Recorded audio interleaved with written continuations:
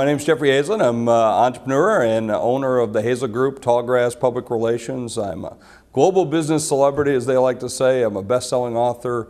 I do a number of speeches. I've worked pretty much everywhere. I'm on air with Bloomberg and a whole host of other television networks, but I've worked as the Chief Marketing Officer of Eastman Kodak.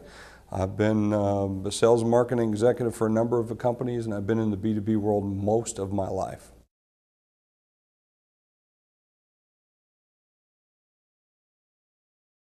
I think the most important thing for marketers or for even a business owner or business leader is to ask themselves the right kinds of questions and to really look in a mirror. You know, a lot of people like to have fat mirrors, skinny mirrors, different kinds of mirrors that do different things, but I want a mirror that really reflects back to me and tells me the truth. So I want to ask them questions about what is it I want out of the business? Where is it I want to take the business? And then what does the customer really want and how does the customer perceive me? So what do I look like? And so those would be some key questions that I would ask myself as a marketer or even as a owner of the business in order to be able to answer those questions correctly and in a way that gives me back and reflects back the real image that I need to be able to find out about myself and to project.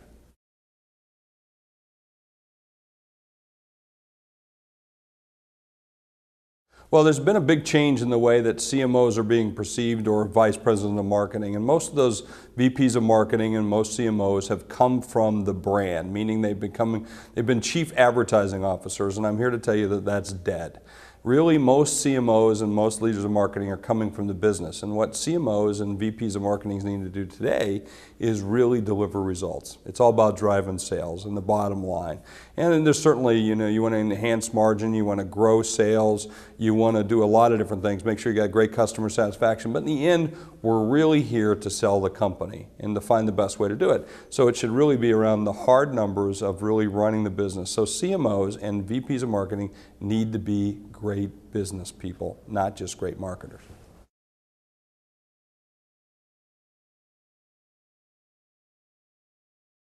I think for a long time, marketing wasn't very good at helping sales. And they were like oil and water. And I really tell people that marketers and sales have to be two in a box. They don't mutually, should be exclusive. They need to be inclusive of one another because they're dependent on one another. To think that sales can go off and do things without marketing is, ridiculous. You have to be pretty stupid to think that. Although a lot of salespeople do think that. And I'm a salesperson at heart. I just happen to be a great marketer as well.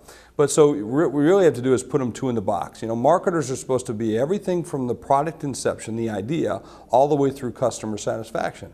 Well, if you're with sales, sales should realize that's of great value to me in being able to go out and help me close my sales. So they should be two in the box, and you need to be, I have to look at it from a marketer's perspective. I have to say the customer is the salesperson. And that's a good portion of the person that I represent and I should be aiming all my work towards.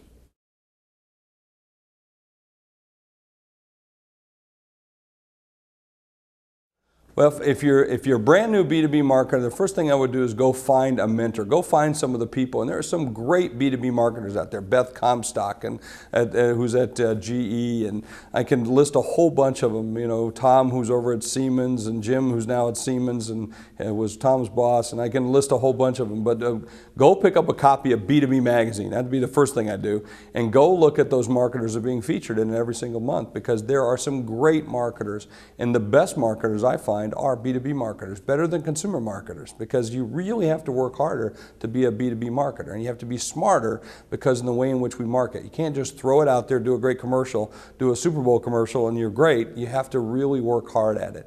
And so that's what you're going to have to do is learn from some of the very best out there, and there's a ton of them.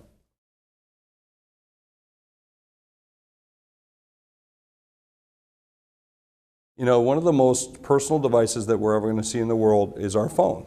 This phone is the most personal device I have in the world. I know where my, phone is before I know where my children is. So we're going to see technology play a bigger part in the way we deliver the messages.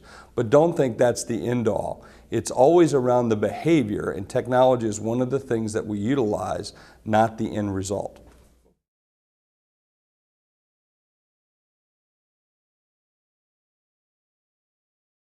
One of the biggest pieces of advice I give to anyone is I don't know what I don't know.